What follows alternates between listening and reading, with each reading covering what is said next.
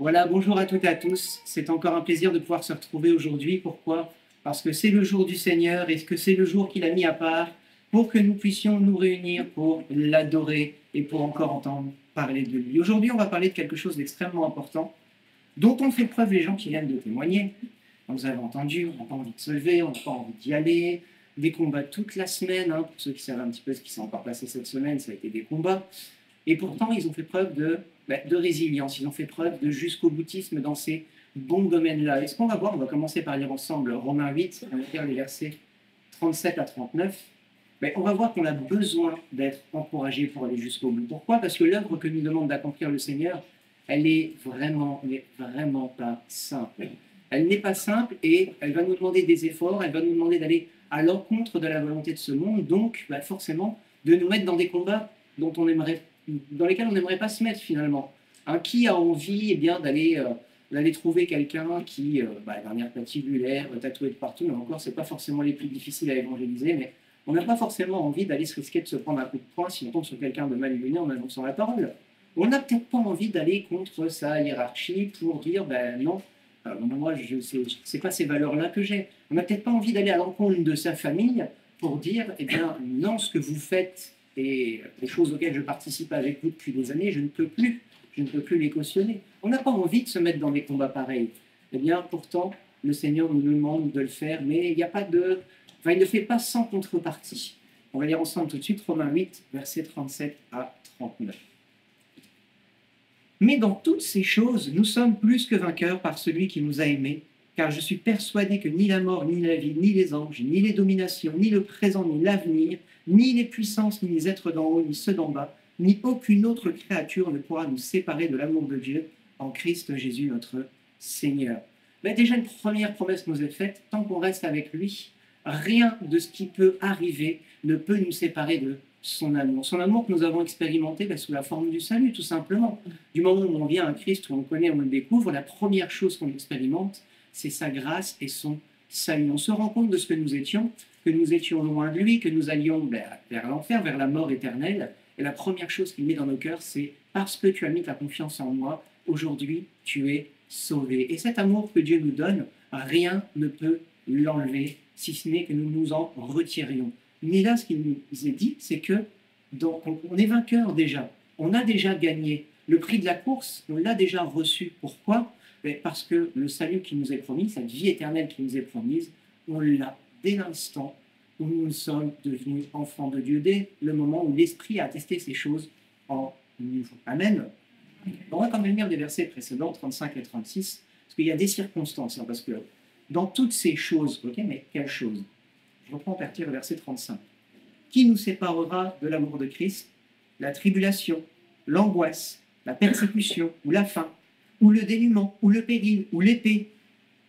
Mais selon ce qu'il est écrit, à cause de toi, on nous met à mort tout le jour, on nous considère comme des brebis qu'on égorge. Mais voilà ces fameuses choses envers lesquelles on n'a pas envie de se diriger. Et pourtant, Jésus n'a jamais fait la passe dessus. Alors là, c'est Paul qui parle, mais Jésus, il a toujours dit, voilà, vous recevrez dans le siècle présent 100 fois plus que tout ce que vous avez abandonné, mais avec les tribulations. Et là, Paul rappelle que tout ce qu'on va devoir affronter, ce sont la tribulation, l'angoisse, la persécution, la faim, le dénuement, le péril, l'épée, les menaces de mort. On nous considère comme des brebis qu'on égorge. Et tout ça, on va devoir le gérer. Comment? Tout seul? Non, avec l'amour de Christ. Et cet amour ne nous abandonne pas. C'est la première des choses qu'on doit avoir en faire, sinon on ne tiendra pas. Si tu veux faire ces choses-là avec tes propres forces, tu vas t'épuiser. Non seulement tu ne vas pas trouver ça juste, parce que le monde s'acharne sur toi et toi, quelque part, tu ne verras pas Dieu agir dans ta vie, parce que tu as oublié que c'est l'amour de Dieu qui doit faire ces choses dans ta vie avec toi. Mais en plus, tu vas te retrouver fatigué. Pourquoi? Parce que tu ne seras pas dans la présence du Seigneur et l'amour de Dieu ne pourra pas te renouveler. Tu vas être fatigué de tout ça, fatigué de te battre, fatigué de jouer les Don Quichotte quelque part, parce que tu vas aller vers des gens qui ne veulent pas entendre de l'Évangile, et puisque tu seras dénué de l'amour de Dieu, tu ne les verras pas comme Dieu désire les voir. Déjà, tu ne verras pas les gens que Dieu te met en face, tu iras vers tous ceux que tu peux, parce que tu as quand même compris quelque part que amener l'Évangile, c'était quelque chose que tu devais faire, mais tu vas aller tirer toutes les flèches que tu peux, et malheureusement, Là où Dieu te dit de tirer, ben, tu auras peut-être tiré, mais tu auras aussi peut-être tiré à côté. Et tu auras perdu du temps et de l'énergie, et tu vas te retrouver épuisé, et tu n'auras plus la force de faire ce que Dieu te demande. On continue dans Romains 18, dans Romains 8, pardon, on va aller au verset 18. J'estime qu'il n'y a pas de commune mesure entre les souffrances du temps présent et la gloire à venir qui sera révélée pour nous. Aussi la création attend-elle avec un ardent désir la révélation des fils de Dieu, car la création a été soumise à la vanité, non de son gré, mais à cause de celui qui l'y a soumise. Avec une espérance, cette même création sera libérée de la servitude de la corruption pour avoir part à la liberté glorieuse des enfants de Dieu. Or, nous savons que jusqu'à ce jour, la création tout entière soupire et souffre les douleurs de l'enfantement, bien plus, nous aussi, qui avons les prémices de l'Esprit, nous aussi, nous soupirons en nous-mêmes en attendant l'adoption, la rédemption de notre corps. Car c'est en espérance que nous avons été sauvés. Or, l'espérance qu'on voit n'est plus espérance. Ce qu'on voit, peut-on l'espérer? Mais si nous espérons ce que nous ne voyons pas, nous l'attendons avec persévérance, avec résilience. Il va falloir résister, persévérer jusqu'au moment où la promesse qui nous a été faite à nous, nous allons la voir. Mais cette promesse qui nous a été faite à nous, si nous résistons et si nous persévérons, elle va tomber aussi sur ceux qui nous entourent et sur toute la création, nous dit cette même parole. Je vous rappelle, on a été fait ambassadeurs de Christ. Il n'y a pas que nous dans l'histoire. Si on persévère, ce n'est pas que pour nous. On parle beaucoup de famille en ce moment, de pères, de mères et d'enfants. Dans une famille, quand on persévère, ce n'est pas simplement pour nous, c'est pour tous ceux que Dieu a mis à nos côtés. Si je persévère, c'est aussi pour le bien de mon épouse et de mes enfants. Parce que je veux que mon épouse et mes enfants aillent bien, je veux que mes enfants aillent vers le Seigneur, je veux qu'avec mon épouse, nous puissions grandir dans le Seigneur. Si on se bat, ce n'est pas pour soi-même. J'ai presque envie de dire que aimer Dieu, c'est un égoïsme qui est partagé. On doit chercher, quelque part, avec égoïsme, Dieu en premier. On doit donner tout ce qu'on a pour Dieu. Mais puisque Dieu nous dit d'aimer les autres aussi en retour, eh bien, forcément, si on aime Dieu, on va aimer ceux qui sont autour de nous. Et on va persévérer jusqu'au moment où cet amour que Dieu dépose en nous pourra toucher ceux qui nous entourent. Mais il va vouloir faire ces choses avec persévérance. Parce que cette espérance, elle n'est pas là. Elle n'est pas encore là totalement. On a les prémices de ce que l'Esprit veut bien nous donner. Il nous donne la paix, il nous donne la joie dans les circonstances. Et encore les circonstances. Mais il y a un jour où il n'y aura plus ces circonstances et on sera près du Seigneur. Et parce qu'on aura persévéré, on aura la plénitude de la promesse qui nous a été faite avec tous ceux qui auront été touchés par cette promesse. Mais en attendant, il faudra persévérer et tenir ferme sur ces prémices que Dieu nous donne avec l'espérance, avec la foi qu'au bout de tous ces combats, il y aura ce que Dieu nous a promis. Il y a ce que Dieu nous a promis. Amen. Amen. On peut aussi penser à celui qui écrit ces lettres, Saul de Tarse qui viendra Paul. À quelle souffrance pour découvrir l'amour de Dieu. Lui, persécuteur des chrétiens, qui allait de synagogue en synagogue pour repérer ceux qui étaient de la secte du Nazaréen et qui les mettait à mort avec joie, et qui en plus était reconnu pour ça. Du jour au lendemain, chemin de Damas, aveuglement. Il fallait bien ça pour le mettre à genoux. Aveuglement qui n'a pas été levé tout de suite. Il a fallu qu'un disciple aille avec lui et lui dise, c'est bon, mais tu vas travailler avec moi, parce qu'il allait travailler à droite à gauche, il allait répandre l'évangile, mais il n'y a personne qui voulait l'écouter. Ses anciennes connaissances, il est devenu fou, c'est devenu un sectaire également, il ne voulait plus en entendre parler. Les sectaires en question, ils ne voulaient pas en entendre parler, ils avaient peur de se faire mettre à mort, ils n'étaient pas vraiment convaincus que ce ne soit pas un stratagème pour eux se faire attraper.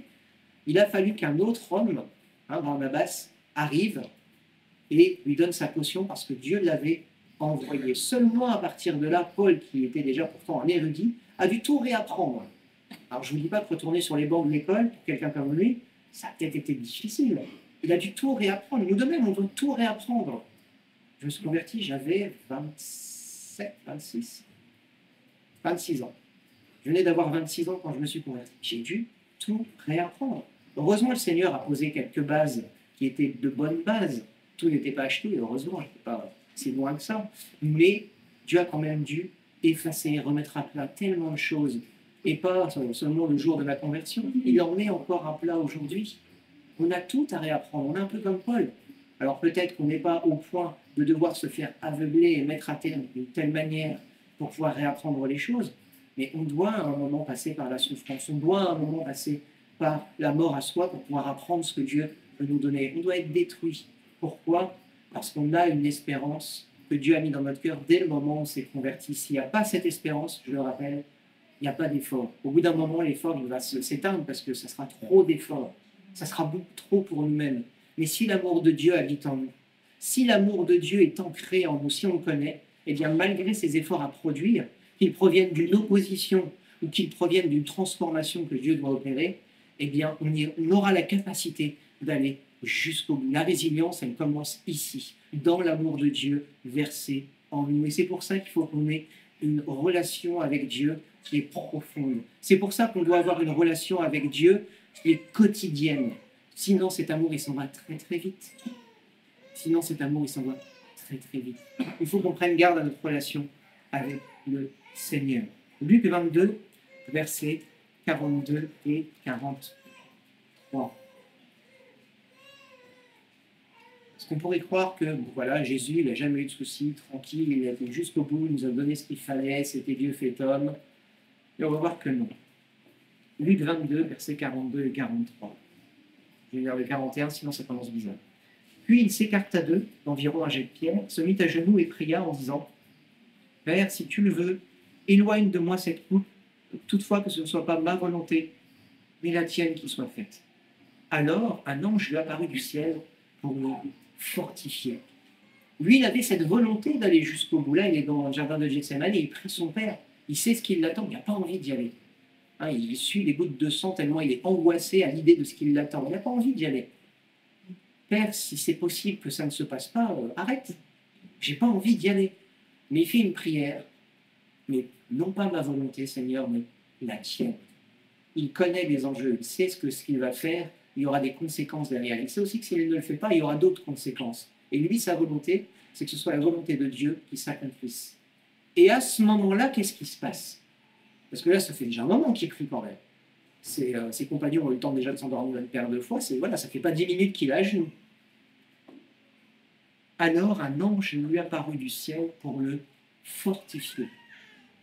Pas pour lui donner un petit calmant, pas pour lui dire, bon, bah allez, Dieu, il va faire que tu n'es pas mal, Dieu va faire que ça se passe vite. Non, pour le fortifier. À un moment, dans nos prières, il faut aussi qu'on prenne un peu de maturité. Souvent, on demande à Dieu, je vais prendre mon exemple, hein, Dieu, donne-moi de la patience, en croyant que Dieu, il va prendre pouf, allez, 10 kilos de patience, puis qu'il va me les donner. Il ne va pas me donner 10 kilos de patience. Il va me donner 10 kilos d'enquiquineur, si je peux les appeler comme ça, pour justement que je travaille moins ma patience. Quand tu as envie d'avoir un beau corps pour l'été, qu'est-ce que tu fais? Tu adaptes ton régime et tu vas à la salle. Hein, tu n'espères pas manger des pieds de miracle pour avoir un beau corps. Hein, sinon, tu t'injectes du synthol dans les muscles, et puis pour ceux qui connaissent un peu l'histoire, ils savent que c'est dangereux et que ça peut très mal finir. Non, il y a un moment où on doit payer les prix, justement. On doit être persévérant. Pourquoi? Parce que Dieu veut nous travailler, et ça prend du temps. C'est difficile. Jour après jour, Dieu nous aime. Jour après jour, Dieu nous travaille. Pourquoi? Pour qu'un jour, on puisse devenir des hommes matures, pas parfaits, mais des hommes matures, à la stature de Christ, des mêmes sur qui Dieu peut compter véritablement. C'est à ça que ça sert quelque part ces efforts. Et quand on sera devenu des hommes sur qui Dieu peut compter, il nous appellera justement à accomplir sa mission, comme l'ont fait les frères et les sœurs qui sont allés à Bruxelles hier, comme on le fait encore aujourd'hui, comme on le fera encore demain. On a une mission pour le Seigneur, chacun d'entre nous. Charge à chacun déjà de la découvrir, mais une fois qu'on la connaît, charge à chacun de se mettre en route pour l'accomplir, tout en sachant que non seulement Dieu est avec nous pour l'accomplir, rien ne pourra nous séparer de son amour, mais il nous a mis autour des hommes et des femmes avec qui nous allons l'accomplir. On n'est pas tout seul. Dieu sait que nous allons avoir des difficultés, donc il nous met des frères et des sœurs autour de nous. Amen. Jean 13, verset 16. Il faut sortir de cette illusion que la vie du disciple est un long fleuve tranquille. Jean 13, verset 16. En vérité, là c'est Jésus qui parle, en vérité, je vous le dis, le serviteur n'est pas plus grand que son Seigneur, ni l'apôtre plus grand que celui qui l'a envoyé. Si Yeshua a dû subir autant d'opposition et autant de souffrances, il y a peut-être des chances que nous, qui voulons marcher à sa suite, on se ramasse, peut-être pas autant, mais nous aussi, des souffrances et des persécutions. Il faut qu'on s'y attende. Il ne faut pas venir dans l'illusion de dire Jésus va régler tous mes problèmes. Oui, il va les régler, mais tu vas devoir travailler. Oui, il va les régler, mais ça va te coûter. Et quand il les aura réglés, dis-toi que à cause de ta persévérance, ta foi elle aura grandi parce que tu auras découvert un peu plus le Seigneur. Par contre, si tu ne payes pas les prix, que tu ne veux pas aller plus loin, soit Dieu va continuer d'appuyer jusqu'au moment où tu vas avancer, soit Dieu va dire « Ok, je te laisse tranquille ». À ce moment-là, ne t'étonne pas de ne plus voir ta vie avancer avec le Seigneur. Grandir dans le Seigneur, c'est payer des prix, c'est une systématique. C'est pour ça qu'aujourd'hui, je parle de résilience, de persévérance. C'est des combats et il faut aller jusqu'au bout. Quand un enfant apprend à marcher, il va peut-être se manger une ou deux fois, pas qu'une ou deux fois d'ailleurs. Il va tomber une fois, deux fois, il va peut-être même se faire très mal. Quand il va commencer à marcher, il devine un peu, donc le point de table qui n'était pas à sa hauteur avant, bim. D'ailleurs, les parents, ils apprennent à mettre des points de table en plastique pour éviter que ce soit trop difficile. Et nous, c'est pareil avec le Seigneur. Au début, on a les petites roulettes, tout va bien, c'est le Seigneur qui nous pousse. Et ça, c'est les bébés spirituels. On n'a pas besoin, mais forcément, les bébés, on ne sait pas se défendre, on ne sait pas manger, donc il va nous donner les choses dont on a besoin. Par contre, ce qu'il veut au bout d'un moment, c'est qu'on grandisse et qu'on ne passe pas de l'état de bébé à l'état d'adulte mature. Mais chez nous, il y a parfois entre 15, 20, 30 ans avant que ça arrive. Encore à 30 ans, je n'ai pas forcément l'impression d'être un adulte toujours. D'ailleurs, aujourd'hui, il y a des situations où je me dis, est-ce que je suis vraiment encore adulte? Mais ça se travaille tous les jours de notre vie. Il n'y a pas un moment où le Seigneur te donne ce qu'il faut pour être un adulte mature. Par contre, il va mettre devant toi ce qu'il faut pour que tu le deviennes. Donc, il va falloir user de patience, de foi et de persévérance. Psaume 42. Alors, ce n'est pas David, mais c'est un peu dans le même style que David. C'est un moment où il faut qu'on prenne position pour nous-mêmes. On a une âme, on a un corps, on a un esprit. Le corps, il va être dirigé soit par l'âme, soit par l'esprit. Enfin, selon à ce quoi l'esprit est connecté. Soit notre esprit va se mettre au service de notre chair, et souvent il ne va pas être connecté donc du coup à l'esprit, il va être connecté à l'esprit du monde. Soit on va se connecter à l'esprit de Dieu, et là il va faire nourrir notre chair et dire à notre âme que non, c'est Dieu qui commande dans la vie, c'est pas toi. Psaume 42. Comme une biche soupire auprès des courants d'eau, ainsi mon âme soupire auprès de toi, ô Dieu. Mon âme a soif de Dieu, du Dieu vivant. Quand irai-je et paraîtrai-je devant la face de Dieu? Mes larmes sont ma nourriture jour et nuit, pendant qu'on me dit tout le temps, où est ton Dieu? Voici pourtant ce dont je me souviens avec effusion de cœur. Je marchais avec la foule et m'avançais avec elle vers la maison de Dieu, au milieu des acclamations et de la reconnaissance d'une multitude en fête. Pourquoi t'as battu mon âme et gémis-tu sur moi? Attends-toi à Dieu, car je le célébrerai encore pour son salut. Mon Dieu, mon âme est abattue à mon sujet. C'est pourquoi je me souviens de toi depuis le pays du Jourdain, depuis l'Hermon, depuis la montagne de Mitsea. Une abîme appelle un autre abîme au bruit de tes cascades. Toutes tes vagues et tous tes flots passent sur moi. Le jour, l'Éternel m'accorde sa bienveillance, la nuit, son cantique m'accompagne. C'est une prière au Dieu de ma vie. Je dis à Dieu, mon roc, pourquoi m'as-tu oublié? Pourquoi dois-je marcher dans la tristesse sous l'oppression de l'ennemi? Mes os se brisent quand mes adversaires me déshonorent, en me disant tout le temps, où est ton Dieu? Pourquoi t'as battu mon âme et gémis-tu sur moi? Attends-toi à Dieu, car je le célébrerai encore. Il est mon salut et mon... Là, on a une personne, c'est un psaume, un poème des fils de Corée, donc c'est l'abattement. On n'est pas bien, il n'est pas bien cet homme-là. Pourquoi? Parce qu'il se souvient de ce qu'il était avant, de ce qu'il se passait avant, de toute la joie qui était remplie dans son cœur, et qu'aujourd'hui tout le monde se moque de lui. Tout le monde lui dit où est ton Dieu? Et même lui, en son fort intérieur, il se demande, mais mon Dieu, où est-ce que tu es passé? Pourquoi est-ce que je suis aussi triste? Pourquoi il n'y a rien qui va? Pourquoi je suis aussi fatigué? Pourquoi je suis aussi abattu? Pourquoi l'ennemi a autant d'emprise sur moi? Pourquoi est-ce qu'on vient toujours m'ennuyer, me targuer? Quand est-ce que tu viendras à mon secours? Quand est-ce que tu me défendras? Il y a ce dernier verset qui vient toujours remettre les choses en place. Pourquoi t'as battu mon âme et viens-tu sur moi? Attends-toi à Dieu, car je le célébrerai encore. Il est mon salut et mon Dieu. Ce qui importe pour le psalmiste, là, c'est pas ce qu'il voit et pas ce qu'il en ressent. C'est ce qu'il sait de son Dieu. Il connaît son Dieu. Il sait que son Dieu viendra le délivrer. Et là, il dit à son âme, bon, maintenant tu tais, peu importe ce que tu feras, peu importe ce que tu diras, peu importe l'oppression, peu importe le mal-être, je continuerai d'espérer en Dieu parce qu'il viendra le délivrer. Et là encore, de la résilience dans des circonstances qui sont difficiles. Peut-être même envie de dire plus que difficiles. Il ne faut pas qu'on fasse l'autruche à un moment. On va se retrouver dans des situations difficiles. On va se retrouver dans des situations où on en aura marre, on aura envie de tout jeter. On va se retrouver dans des situations où même on aura envie de lever le poing contre Dieu. Seigneur, je suis fidèle. Je t'ai tout donné. Je fais les choses que tu me demandes. Et pourtant, il n'y a rien qui va. Mes finances, ça va pas. Mon couple, ça va pas. Mes enfants, ça va pas. Ma voiture, ça va pas. Est-ce qu'on peut encore trouver? Les factures, ça va pas. Si ça va. Oui, il faut qu'il donne, mais des fois, ça va pas. Il n'y a rien qui peut aller. Et pourtant, qu'est-ce qu'on fait? Quelle est notre réaction? Est-ce qu'on connaît son Dieu? Est-ce qu'on sait ce dont Dieu est capable? Est-ce qu'on a dans le cœur cette foi que Dieu a déjà agi et puisqu'il a déjà agi, il agira encore? Ou est-ce que simplement on est ballotté parce qu'on a toujours marché par nos propres forces sur les promesses de Dieu?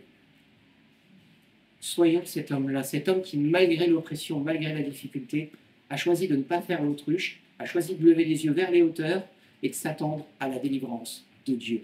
Amen. Amen. Il faut qu'on se batte jusqu'à la délivrance. Mais il y a deux, il n'y en a pas que deux, mais il y a quand même deux gros types de situations dans lesquelles on se retrouve régulièrement. La première que je vais évoquer, c'est l'épuisement. Et pour ça, on va aller en 1 Roi 17 et on va lire les versets 1 à 5. 1 Roi 17, versets 1 à 5. On va parler un petit peu d'Élie. Élie, il a vécu quand même pas mal de choses. Et là, Dieu l'appelle à aller trouver le roi et lui annoncer une très bonne nouvelle pour son pays. Cher roi Akab, il n'y a pas de pluie qui va tomber pendant un certain temps. 1 Roi 17, versets 1 à 5. 1 à 5. 17 à 25. Élie de Tishbi, l'un des habitants de Galaad, dit à Akab, l'Éternel est vivant, le Dieu d'Israël, devant qui je me tiens. Il n'y aura ces années-ci, ni rosée ni pluie, sinon à ma parole. La parole de l'Éternel lui fut adressée en ces mots. Pars d'ici, dirige-toi vers l'est et cache-toi près du torrent de Kérit, qui est en face du Jourdain. Tu boiras de l'eau du torrent, et j'ai ordonné au corbeau de te nourrir là. Il partit et agit selon la parole de l'Éternel, et alla s'établir près du torrent de Kérit, qui est en face du Jourdain. Là, on voit Élie qui va annoncer une nouvelle au roi, très bonne nouvelle, hein, parce que dans un pays aride, il y a 2 pluies par an, il va dire, mais il ne pleuvra pas. Pas de pluie, pas de rosée. Qu'est-ce que vous voulez manger? Je le rappelle, à l'époque, il n'y avait pas le golfe d'Ormuz, le détroit de Suez, qui avait des céréales de partout dans le monde. Non, non, ils devaient cultiver leurs céréales et lutter contre les peuples qui étaient là autour et qui volaient déjà le peu qu'ils avaient à manger. Et pourtant, eh bien là, il va annoncer cette nouvelle ordre. Mais il ne s'enfuit pas. Il obéit à Dieu. Dieu le fait partir parce qu'il sait que Akab a cherché à le faire mourir, en tout cas à le récupérer, et l'épouse d'Akab, Isabelle, a cherché à le faire mourir. Et là, c'est Dieu qui lui dit, il va te mettre à une abri. Il va l'envoyer chez une veuve, il va faire il va vivre encore plein de miracles. La veuve l'accueille, il dit, ok, mais j'ai de la farine et j'ai de l'huile que pour une journée. Tant qu'elle sera là, elle ne manquera jamais de rien pour faire son pain. Il va même aller jusqu'à ressusciter l'enfant de cette femme. Donc il va pas passer comme ça loin de Dieu, du temps, à se morfondre ou pas. Non, il va continuer de vivre quand même des expériences avec le Seigneur. Et pourtant, ce qu'il va faire, c'est que quand il va revenir auprès d'Akab, plus tard, il va préparer justement à lutter contre les prophètes, on va le dire tout de suite, dans un roi 18, versets 16 à 19, il va revenir auprès d'Akab pour lui annoncer une nouvelle chose, mais il fait venir tes prophètes, et on va voir quel est le véritable Dieu. Ça, c'est un roi 18, versets 16 à 19, je vais vous le lire rapidement. Abdias étant allé à la rencontre d'Akab, lui fit son rapport, alors Akab se rendit à la rencontre d'Élie. Lorsqu'il aperçut Élie, Akab lui dit, « Est-ce toi qui jettes le trouble en Israël ?» Il lui répondit, « Je ne trouble pas Israël, c'est toi au contraire à la maison de ton père, puisque vous avez abandonné les commandements de l'Éternel, et que tu t'es rallié au culte des Baals. Envoie maintenant rassembler tout Israël auprès de moi, au mont Carmel, ainsi que les 450 prophètes de Baal et les 400 prophètes d'Achéra, qui mangent à la table de Jézabel. » Donc là, on connaît bien l'histoire. Tout ce beau monde se réunit. Il y a un hôtel qui est fait pour Jézabel, un hôtel qui est fait pour Baal, pardon, un hôtel qui est fait pour l'Éternel, l'hôtel pour les Baals, ils ont beau mettre ce qu'il faut dessus pour l'allumer, jamais ça s'allume, jamais leur Dieu ne leur répondra. Élie, pour les tancer, il recouvre d'eau autant qu'il peut, il fait une rigole, il met de l'eau autour, il imbibe le bois, il prie, le feu prend, boum, et les 850 qui sont ici, il n'y en a plus. Pourtant, après cette épreuve, on peut penser qu'après tout ce qu'il a vécu, il a boosté, ok, il a fait un effort, il s'est caché pendant l'année, mais il a vécu des miracles quand même. Ce miracle d'être nourri tous les jours alors qu'il n'y avait plus rien dans la jarre de cette femme, il a ressuscité un enfant, le feu a pris, il a vu que Dieu était là. Il est prophète, il connaît son Dieu et Dieu a agi. Et pourtant, 1 Roi 19, versets 4 à 8. 1 Roi 19, versets 4 à 8 nous dit: Quant à lui, il alla dans le désert à une journée de marche. Il s'assit sous un genêt et demanda la mort en disant: C'en est trop maintenant, Éternel, prends ma vie, car je ne suis pas meilleur que mes pères. Il se coucha et s'endormit sous un genêt. Or, voici qu'un ange le toucha et lui dit: Lève-toi, mange. Il regarda et il y avait à son chevet un gâteau sur des pierres chaudes et une cruche d'eau. Il mangea et but, puis se recoucha. L'ange de l'Éternel vint une seconde fois, le toucha et dit: Lève-toi, mange, car le chemin serait trop long pour toi. Il se leva, mangea et but. Avec la force que lui donna cette nourriture, il marcha 40 jours et 40 nuits jusqu'à la montagne de Dieu, à Horeb. Qu'est-ce qui s'était passé? Jézabel, elle a dit: T'as mis à mort mes prêtres. Eh bien, moi, je vais te tuer, je vais te mettre à mort de la même manière. Là, Élie, en fait, il n'en pouvait plus. Il nous a fait une espèce de burn-out. Il a dit: Puisque c'est comme ça, je me bats, je préfère mourir. Et pourtant, Dieu était quand même à sa porte. Il est venu le trouver. Et il lui a donné la force pour justement faire ses efforts pour aller se tenir dans sa présence. Ça nous coûte, mais quand on est dans des temps de désert, des temps de détresse, dans des temps d'épuisement, c'est à nous d'aller chercher l'énergie là où elle est. Dieu va nous donner ce qu'il faut pour passer ce temps, pour aller avec lui. Il ne lui a pas sorti de la grotte, il n'a pas envoyé l'ange. Il lui a dit: dehors, tu vas marcher 40 jours, 40 nuits à travers le désert, puis tu vas venir me voir. Non. Il l'a nourri. Il savait dans quel état Élie était. Dieu n'a pas fait comme si... Dieu a tenu compte de l'état d'Élie. Il l'a nourri, il l'a fortifié, et il lui a dit: maintenant, tu vas venir dans ma présence pour te restaurer. On a besoin de ces temps. On ne peut pas juste par nos propres forces dire: je vais accomplir les plans du Seigneur.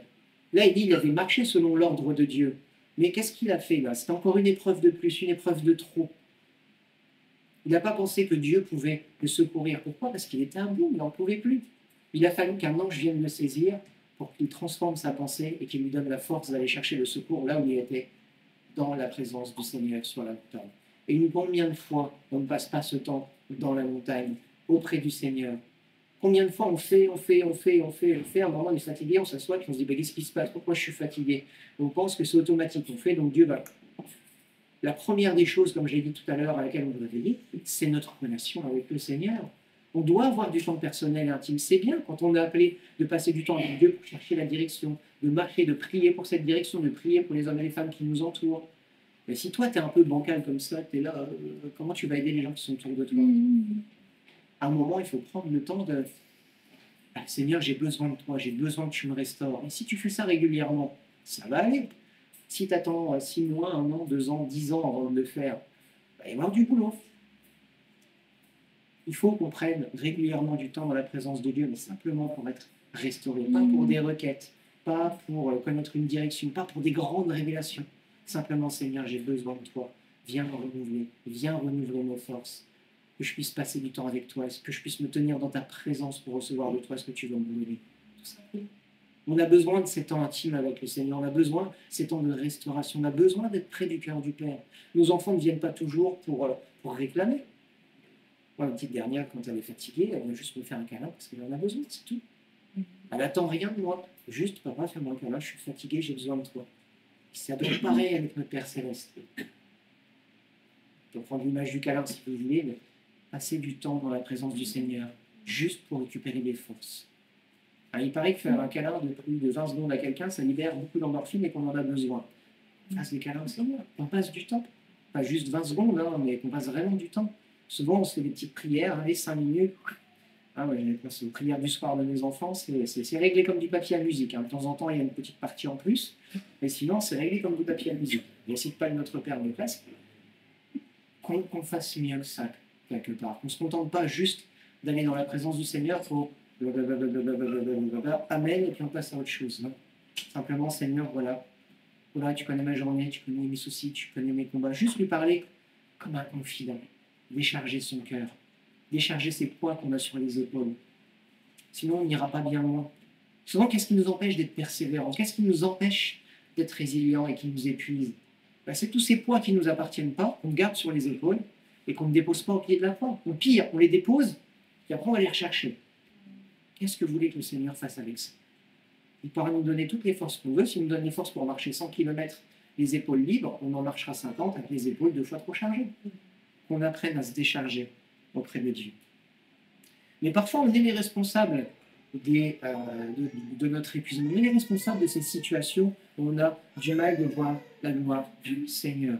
Hein, c'est des situations où on s'éloigne volontairement de nous, où on fait surtout des compromis. 1 Samuel 17, verset 1 à 11. Le roi des compromis, Saül. 1 Samuel, chapitre 17, versets 1 à 11. Alors, ça ne va pas le faire. Les Philistins rassemblèrent leurs armées pour faire la guerre. Ils se rassemblèrent à Soko, qui appartient à Juda. Ils campèrent entre Soko et Azekah, à Éphes d'Ammon. Saül et les hommes d'Israël se rassemblèrent aussi. Ils campèrent dans la vallée de Héla, et ils se rangèrent en ordre de bataille pour affronter les Philistins. Les Philistins se tenaient sur la montagne d'un côté, Israël se tenait sur la montagne de l'autre côté. La vallée était entre eux. Un porte-parole sortit alors du camp des Philistins et s'avança entre les deux armées. Il se nommait Goliath, il était de Gath et avait une taille de 6 coudées et un empan. Alors, d'après mes notes, un 6 coudées en empan, c'est à peu près 3 mètres. Et moi, je suis grand, je vais vous rajouter 1 mètre.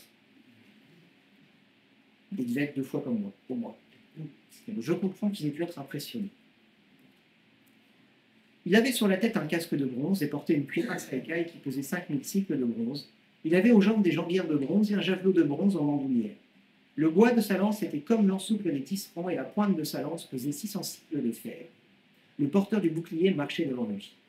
Il s'arrêta et, s'adressant aux troupes d'Israël, il leur cria « Pourquoi sortez-vous en ordre de bataille? Ne suis-je pas moi le Philistin et vous, n'êtes-vous pas les esclaves de Saül?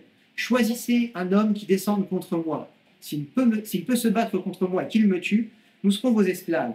Mais s'il l'emporte sur moi et que je le tue, et si je l'emporte sur lui, et que je le tue, vous serez nos esclaves et vous nous servirez. » Le Philistin dit encore « Je lance en ce jour un défi aux troupes d'Israël. Donnez-moi un homme et nous nous battrons ensemble. » Saül et tout Israël entendirent ces paroles du Philistin, et ils furent terrifiés et saisis d'une grande crainte.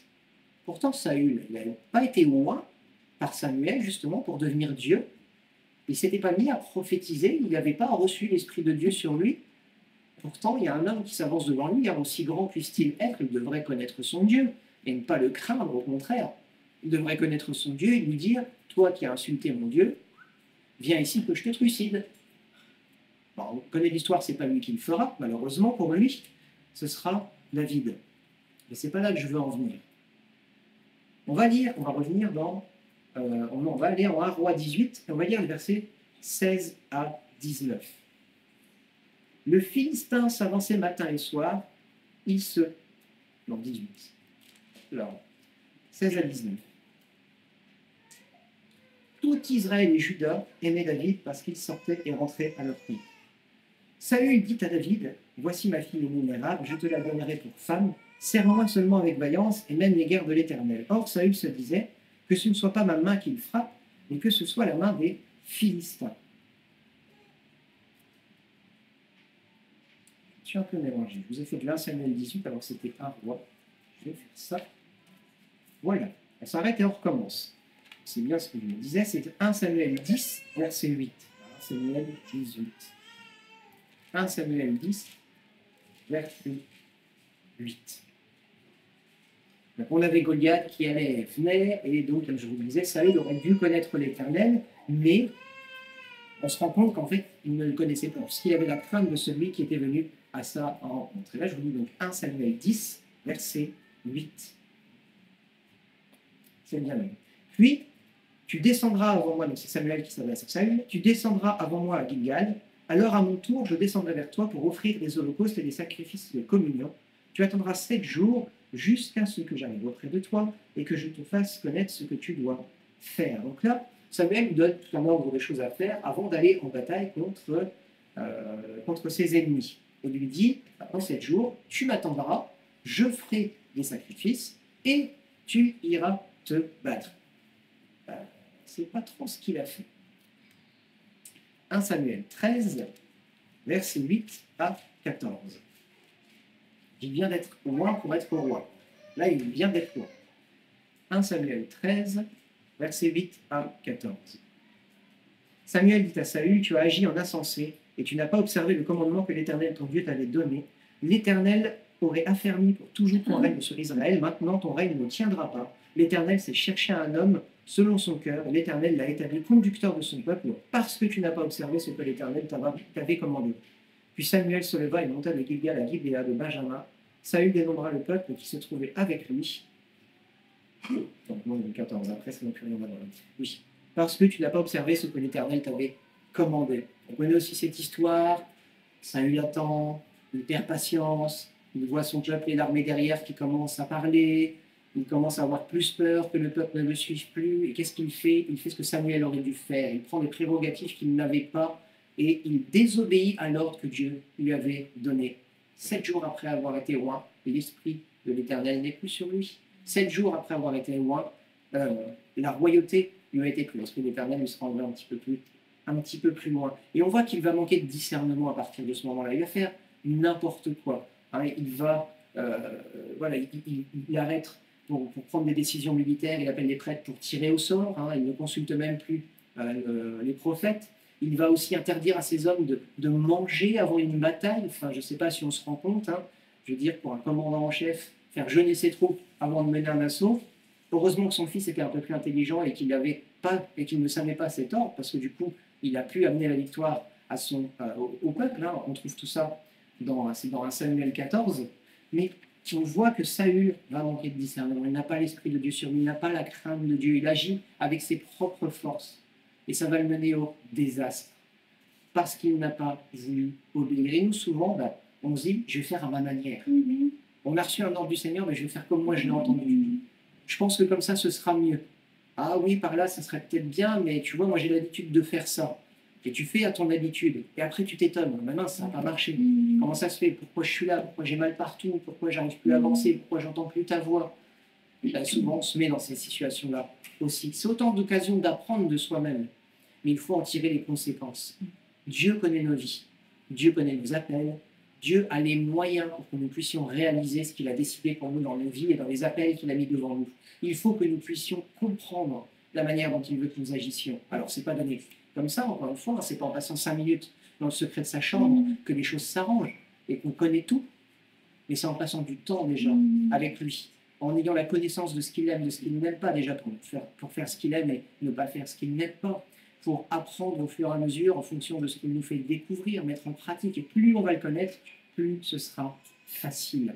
Saül, c'est un homme de compromis qui lui a fait perdre la bénédiction du Seigneur et qui l'a mené à sa mort, lui et sa famille.